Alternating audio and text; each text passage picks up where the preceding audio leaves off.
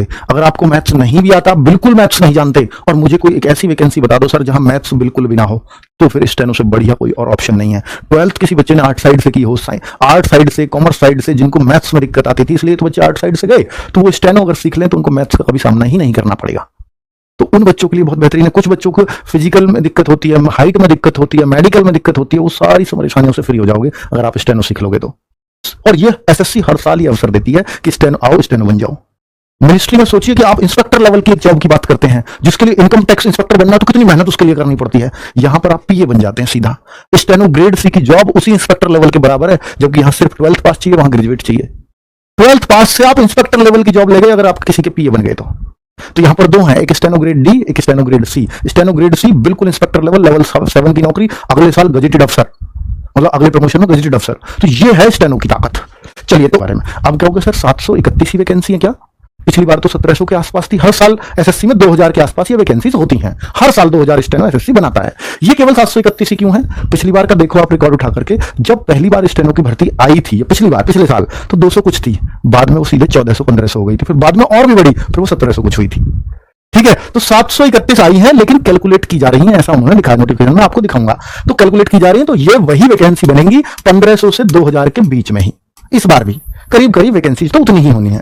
अब इसके सिलेक्शन का प्रोसेस क्या है? पहले सिर्फ एक एग्जाम है, केवल एक ही एग्जाम आपको देना है। कंप्यूटर बेस्ड ऑनलाइन एग्जाम होता है। एग्जाम में क्या क्या आएगा अभी आगे बताऊंगा। स्किल टेस्ट होगा। स्किल टेस्ट क्या है? शॉर्ट हैंड, फिर उसको टाइप करवा के आपसे मंगवाया जाता है। हिंदी या इंग्लिश शॉर्ट हैंड दोनों, आप हिंदी में चाहो हिंदी में कर लो, आप इंग्लिश में चाहो इंग्लिश में, दोनों के लिए। ठीक है, अब मैं डॉक्यूमेंट वेरिफिकेशन, हाँ लास्ट में तो डॉक्यूमेंट वेरिफिकेशन, ये तो कोई स्टेप ही नहीं है। मेन बात क्या है, इन दोनों चीजों से सिलेक्शन होता है। तो ये क्या है? ये सिर्फ क्वालिफाइंग है, और इसके मार्क्स से ही मेरिट बनेगी।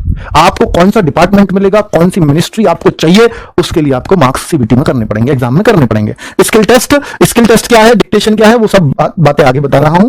आगे बात कर लेते हैं भाई। 100 रुपए आपके सिर्फ फीस के लग रहे हैं। SC ST या फीमेल कैंडिडेट्स या PWBD कैंडिडेट्स या एक्स सर्विसमैन, इनकी कोई फीस नहीं लगती एसएससी का फॉर्म भरने में। 12वीं पास सिर्फ चाहिए, कितने भी परसेंटेज हो, कोई मैटर नहीं करता। और देखिए, आप कहोगे सर मैं इस बार एलिजिबल नहीं हो रहा हूं, या इस बार मैं एग्जाम नहीं दे पाऊंगा, मेरी एज नहीं हो रही है, क्या मैं सीख सकता हूं? बिल्कुल, अभी से सीखना शुरू कर दो आप।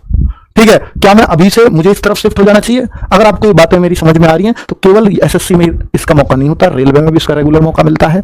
और इसके जहां जहां ऑफिसर हैं वहां उन सबको पीए चाहिए।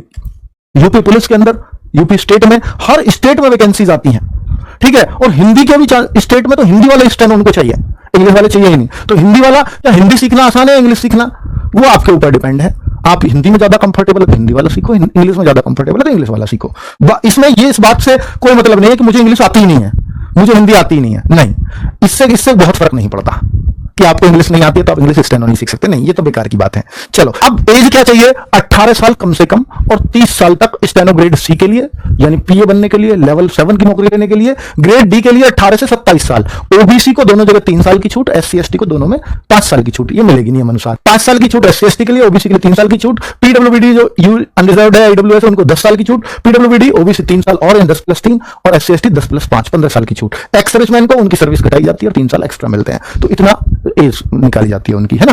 तो अब यहां पर मैं आपको बोलता हूं कि भैया स्कीम और एग्जामिनेशन क्या है, एग्जामिनेशन में क्या क्या आएगा। यानी रीजनिंग 50 क्वेश्चन है, 50 ही मार्क्स हैं।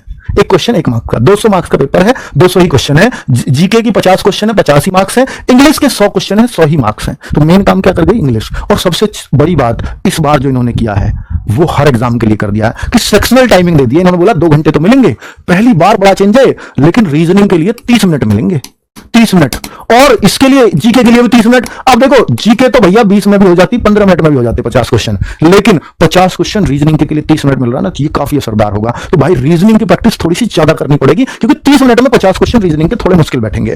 और 100 क्वेश्चन इंग्लिश के करने के लिए इसके लिए अलग से 1 घंटा मिलेगा, यानी 60 मिनट मिलेंगे। 2 घंटे ओवरऑल सारे पेपर को करने के लिए मिलेंगे। इस बार सेक्शनल टाइमिंग इस तरह से दी गई है। ठीक है, क्लियर समझ में आ गया। और 0.25 की नेगेटिव मार्किंग, यानी एक क्वेश्चन गलत करोगे 0.25 कटेगा। ये आपका पूरा पेपर का पैटर्न है। 200 में से जो अच्छे मार्क्स करेगा, फिर अगर वो स्किल टेस्ट क्वालिफाई कर लेता है तो उसको फिर मेरिट में उस हिसाब से ग्रेड सी या ग्रेड डी की जॉब मिलती है। ठीक है, चलो अगर हम देखते हैं कि स्टेनोग्राफर ग्रेड डी, तो इसके लिए टाइपिंग या उसके लिए स्पेशल क्या होता है, तो देखो इनका क्राइटेरिया। इंग्लिश के लिए जो इंग्लिश की भी इंग्लिश थोड़ी जल्दी दब जाती है, टाइपिंग जल्दी हो जाती है, तो टोटल 50 मिनट मिलते हैं। कैसे 50 मिनट? सॉरी, हाँ, और 70 मिनट उन लोगों के लिए जो थोड़ा से हैंडीकैप या स्क्राइब जिनको चाहिए होता है उनको 70 मिनट मिलते हैं, लेकिन यहाँ पर 50 मिनट मिलते हैं इंग्लिश वालों के लिए। कैसे कि आपका वो एक टेस्ट लेगा, उसके लिए वो आपको 10 मिनट का एक ड्यूरेशन होगा जिसमें वो बोलेगा, पहले डिक्टेशन लेगा, फिर उसको 50 मिनट के अंदर टोटल 10 मिनट की ड्यूरेशन वो भी प्लस जो आपने लिखा फिर उसको टाइप करके लाओ, तो उन सबको मिलाकर के 50 मिनट मिलेंगे। क्योंकि भाई देखो, जो उसने बोला वो आपने शॉर्ट हैंड में लिखा, लेकिन सबके कोड अलग अलग हो सकते हैं। अगर आपने जो भी लिखा उसे टाइप करके ले आए तो वो देखिएगा जो मैंने बोला था बिल्कुल वैसा ही लिख रहा है 50 मिनट के अंदर। तो फिर क्या होगा, फिर आप पास मान ली जाते हैं और गलतियों को बता देता कि ये गलतियां, कुछ गलतियां माफ भी होती हैं उसमें। ऐसे हिंदी में, हिंदी 10 मिनट में बोला, फिर उसको टाइप करके लेकर के आना, उसको ट्रांसक्रिप्शन बोलते हैं। बोला, लिखा, फिर जो बोलते हैं उसको डिक्टेशन बोला जाता है। डिक्टेशन उसने दिया, फिर आपने लिखा शॉर्ट हैंड में, साथ साथ लिखते गए, फिर उसको टाइप करा, वो ट्रांसक्रिप्शन है, और टाइप करके आपने उसको दे दिया कि ये बोला था आपने। 65 मिनट मिलेंगे आपको, ठीक है, टोटल मिलाकर, बोला, लिखना, करना, टाइप करना, सब मिला के। स्टेनोग्राफर ग्रेड सी की जॉब चाहते हो तो उसके लिए इंग्लिश के लिए 40 मिनट मिलते हैं उसी बोले हुए को टाइप करके लाने के लिए, और हिंदी के लिए 55 मिनट, यानी 10-10 मिनट कम हो जाते हैं। तो इसलिए इनकी स्पीड थोड़ी फास्ट मांगी जाती है, और लगभग ऐसा माना जाता है कि भैया 80 WPM की स्पीड तो स्टेनोग्राफर में चाहिए ग्रेड डी के लिए, और ग्रेड सी के लिए 100 WPM की स्पीड से बोलता है वो, 100 वर्ड पर मिनट, 80 वर्ड पर मिनट। तो स्पीड तो खतरनाक होती है। जो मैं बोल रहा हूं, जैसे मैं आपको समझा रहा हूं, ये क्या स्पीड होगी, ये करीब करीब 90-100 ही होगी जो मैं आपको बोल के समझा रहा हूं। इसको वो लिख देता है इतनी तेज। यही स्टेनोग्राफर है, यही कला है। समझ में आई बात? तो बेस्ड ऑन द मार्क्स और score in the computer based examination, यानी जो भी आपके मार्क्स स्कोर जो आपने एग्जाम में किए हैं उसी हिसाब से आप शॉर्ट लिस्ट कर जाओगे, क्योंकि आपका स्किल टेस्ट तो आपका क्वालिफाइंग इन नेचर है। स्किल टेस्ट के कोई मार्क्स नहीं मिलेंगे, बस पास करना है, ठीक है, जो उसका क्राइटेरिया है। समझ में आ गई?